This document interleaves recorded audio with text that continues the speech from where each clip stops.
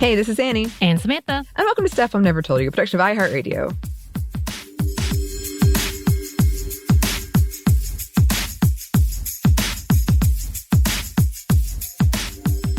And today we have a very special happy hour because we are thrilled to be joined by friend of the show, who I'm very jealous Samantha got to hang out with in person recently. That's right. Joey. Welcome, Hi. Joey. Hello. Anney, you've got to come out to New York. I mean, the I solution guess. to that. I tried to get her to come out for my birthday. Instead, And then you were like, she went but to you could Vegas. babysit my dog, though. But also, you can dog sit me, my dog. Thank you. So both of those things happened. It was a Both. win-win for me. Yes. But I did try to talk her into it. Oh, I'm jealous, though. And you went to a Halloween themed? We did. For people who know Manhattan bars, we were going to go to the Oscar Wilde bar originally because they had a Halloween thing going on, and there were a lot of people there, as there usually is. And it just so happened the bar next door also had a little Halloween thing going on, so we ended up going there instead. Right. It was super cute. I'm blanking on the name, but I definitely took a picture, so but it is next to the Oscar Wilde bar. This is not an official endorsement, but it was fun. Was it a Latin bar? Because it was definitely like, we had guacamole. Yeah, it Not might have that been. always. It was sort of, it seemed like it had a very cosmic sort of astrology themed name or something. So it had a witchy vibe. It did. It was very cute. I don't know in comparison to Oscar Wilde, because that was like a huge, like on everybody's list. No matter, even if you didn't go for Halloween, they were like just a cute bar anyway. Not cute, nice bar. I sound like an old woman. It's just so cute. But the bar we went to was very, very nice. By the way, Joey, I won't air out your private life. But how did the aftermath go? It was good. We can chat after this. Okay. I just needed that part. Annie will fill you in later. Yeah. Sounds so mysterious. It's good though. It's good. Ooh. Yes, it's been a very eventful last couple of weeks. Yes, which is part of why you're here. Because we always love having you. Anyway, also, I'm sure people know this, but Joey is based in New York, so that's sort of why that happened. Yes. But that means that you recently got to go to New York Comic-Con. Yes? I did. Yes. This was my second year I've gone. It was super fun. I went Saturday and Sunday. It is a 4-day event. I do not think I could handle all 4 days. I had a couple friends that went all 4 days. That seemed exhausting. But yeah, it was super fun. I went Saturday. I was dressed as Tim Drake, aka Robin number 3.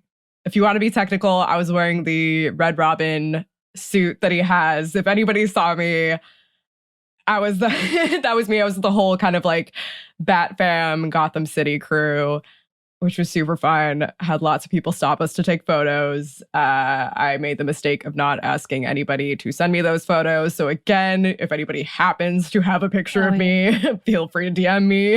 I saw a few pictures that you posted up. I was like, look I at did that. post some pictures. Oh yeah. So cute. It was super fun. That was my first time with that specific cosplay. So happy it all worked out, all came together. And then the second day, I was Nico D'Angelo from the Percy Jackson series, which was one of my favorite book series growing up. It's still one of my favorite book series. I actually was really surprised. I didn't think I would get recognized as much as Nico because he has a little bit more of like a low-key look. But that was a big Percy Jackson day. So I think I got stopped a lot. It was also kind of fun because a lot of people had like the orange t-shirts with the Camp Half-Blood, and he wears like a very dark, like emo kind of look. So I was like, I felt like some of the pictures, it's fun. There's like a sea of orange and then me in the middle. And but it was super fun. It was a fun time.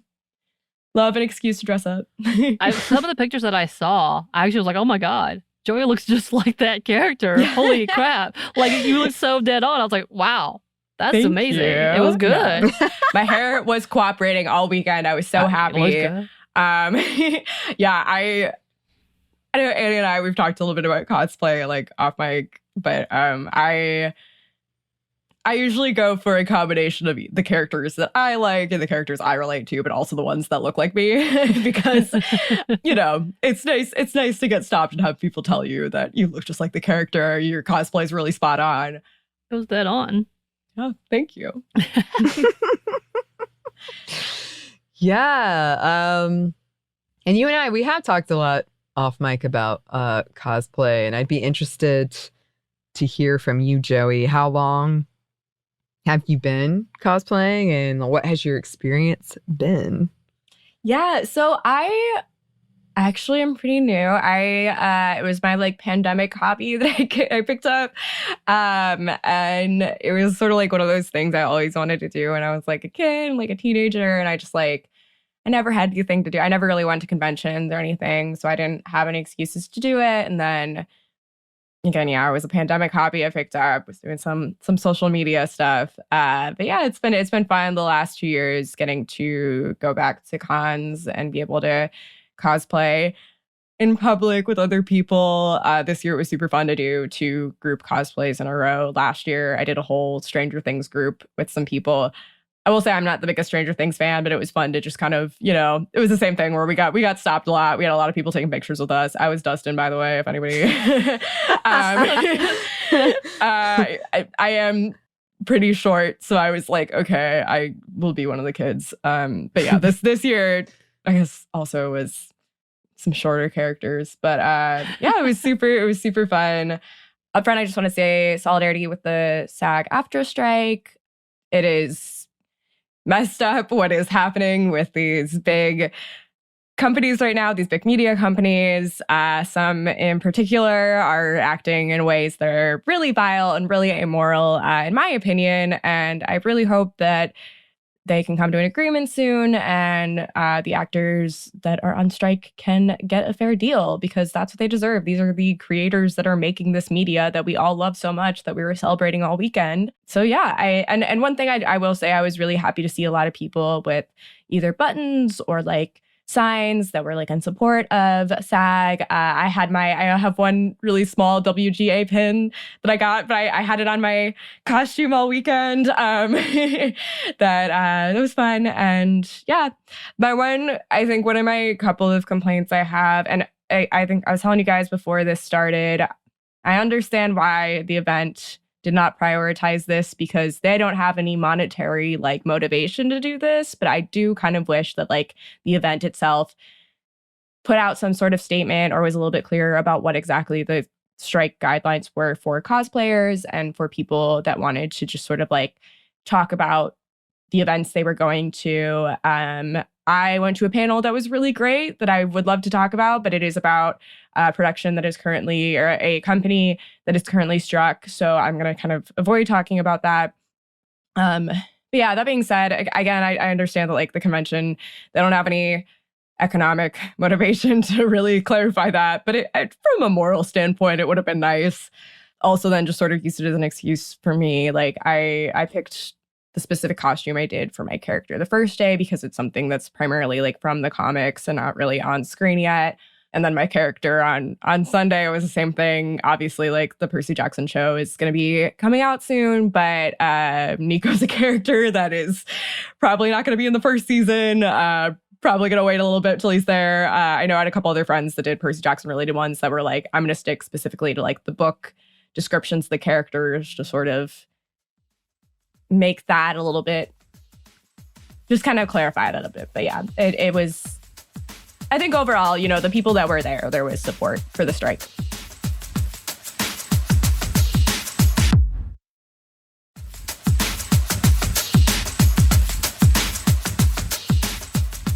But yeah, so again, both characters I picked are both characters that were really important to me personally, which was super fun. Saturday, I was Tim Drake.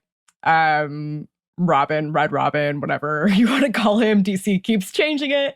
If you don't know anything about DC, he's the Robin that they just recently, in the past couple of years, made openly bisexual and has a boyfriend, which is super cool. And I did get to meet the writer who wrote that arc, and she was super sweet. And we had a really nice conversation about the character, and This one of the things that I love about these things is like you get to talk to a lot of these writers and creators that are working with these characters that so many of us love. And this character in particular, like, has gone through so many iterations. And it's cool to hear that like these writers have the same sort of love for these characters that we do. Again, she was super sweet. We like talked about some of our like headcanons for the character. And it was just like, it was fun to hear that. I'm super sad that that series ended up getting canceled last year, but it was great. I got a signed copy of one of my favorite, one of the comics from her that has two of my favorite characters on the cover. So super fun.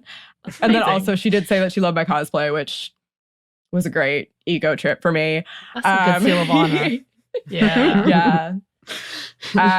Actually, yeah, back to the pictures thing. So, and I know, Anney, you talked about this when you were talking about Dragon Con. These things are obviously, they're huge. I think this one, I saw an article that said 200,000 people at least were there, which is crazy. Personally, I'm somebody, I really thrive in chaos and like crowds. So that was great for me. I know I definitely had a couple friends that needed to like step out for a sec. But we were getting stopped constantly to get pictures taken, or like we would stop and do some group photos and people would just keep coming up and being like, can I take a picture with you guys? Which again, I love because I love the attention. So I'm happy to take pictures with people. But that was super fun. I think another thing I really love about these is just seeing everybody so excited to talk about like media that they just feel passionate about and things that they love. And it's so cool to see how creative people are with the costumes. There were so many cool costumes I saw. Again, I was in a very giddy, bubbly headspace walking around and it was just yelling like, I love your costume to so many people, which was super fun. Wait, what was the best costume you saw? Or top 3? Oof, there were a lot. So we did go to this leading up to that. There was a DC meetup thing that happened. They usually do like a DC one, a Marvel one, a Star Wars one kind of thing. There was a big one with all the DC cosplayers that I went to. That was super fun. We did like the big group photo, and then there was like smaller one. There was like a Gotham City one. There was a Young Justice one that I was in, all that. But there was somebody who is Mr. Freeze, and he had like the full, like, looked like the animated show look, and he had this like smoke thing, like smoke creator thing on his head that was super sick. I did get a picture with him. You can't totally tell just like how cool the whole mechanism was in the photo, but it was super cool. Again, people are so talented and so creative. It is so fun. That event too, there was a Batman cosplayer that proposed to his partner who was dressed as Catwoman. That was super adorable. Aww. They were super cute. It was also fun because like, I don't know, it's like it's I'm a very like extroverted person too, so I always make friends with these things. Like I was in the back with a bunch of other like Robin and other various Batman children characters, and we were all like, oh my god, that's our mom and dad. But it was super cute. It was super fun.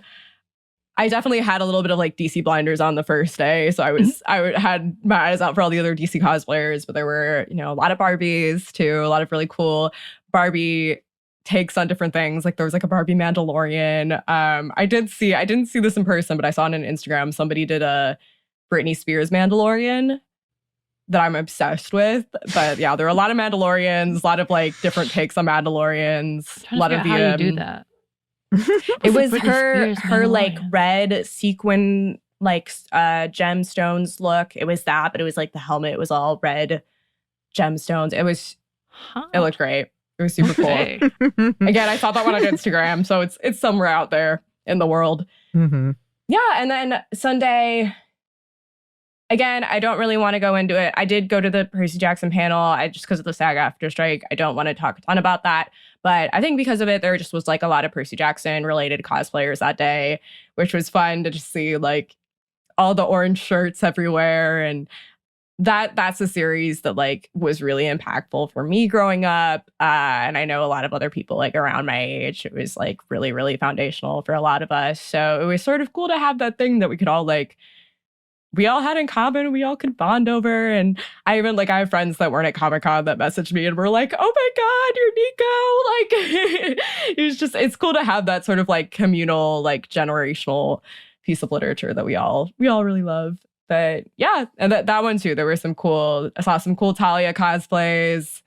If you know your Percy Jackson characters, there was a Rachel who had a prophecy book, and super fun.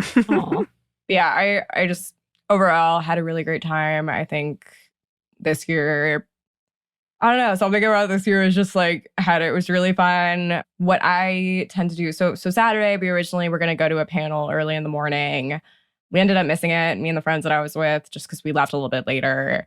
But honestly, I think that kind of, I don't know, it took some of the stress off. Like, we spent a lot of the day just kind of like wandering around and people watching. And again, like, I really love going to like see all the artists and the writers, and Artist Alley is always really cool. I think that's the thing about cons that I really like. I'm not really somebody that I like going to meet celebrities. That's not my thing. I get it if that's your thing, but not something I'm interested in. But it was fun to just like be surrounded by art and people being creative and all these cool stories, and getting to meet other people that are enthusiastic about this like art that I also love and these stories that I also love. You need to come to Dragon Con. And that way you can hang with Anney.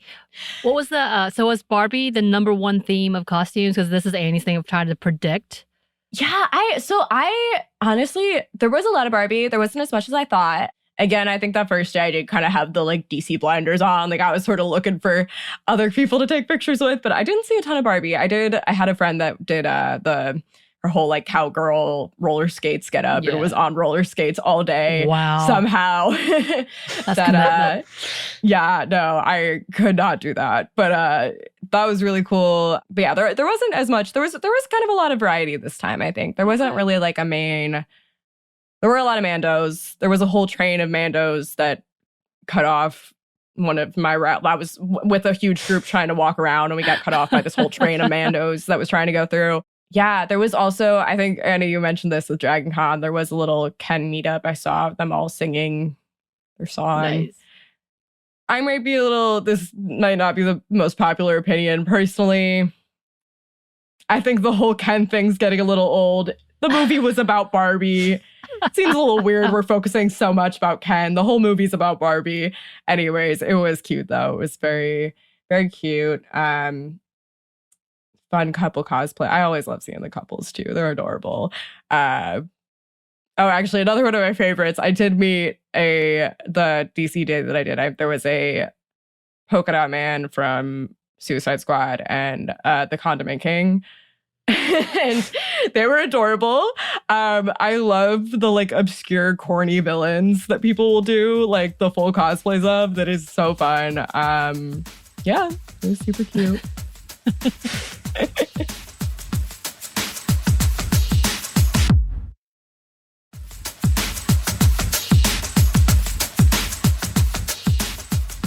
Yeah, I mean, that's what I love about these things too, is when you go and you just see people so passionate about these things, or they're so creative about the costumes or the puns they make with the costumes, which I love.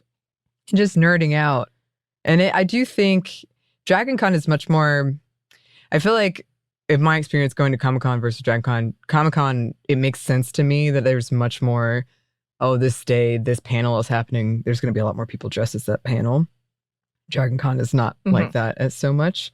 It is still, but not to the same degree. But also, it is fun for me because I've gone through like several stages of cosplay. And now, when I first started, like no one knew who I was, but like two people.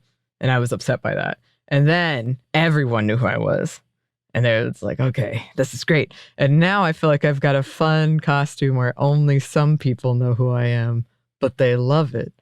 And it feels like a different type of like ooh. Oh my God. I feel that so much because both days, again, I saw a bunch of Robins. I didn't see anybody doing the specific costume that I did. Yeah. And I was like, the fact that it was like, A, I'm getting recognized, and B, there's nobody else with this specific costume. I was like, okay, I did good. I did a great job. Like the same with Nico. Like I saw it too. I was actually a little surprised because he, again, like not the most like out there costume to do, but he is a pretty popular character. But I saw two other Nikos. It was, but again, it was fun to be stopped by people, and especially I got to take pictures with so many different Percys, and I mean, because so many people were Percy and Annabeth, it was like I was the Nico cosplayer that was running around and doing. I'm sure I'm on a bunch of people's Instagrams. I've been checking the tags to try and see if anybody's posted. I've seen a couple where I'm in the group shot somewhere, and that's always fun too. It's like a little moment to be a celebrity. Not really, but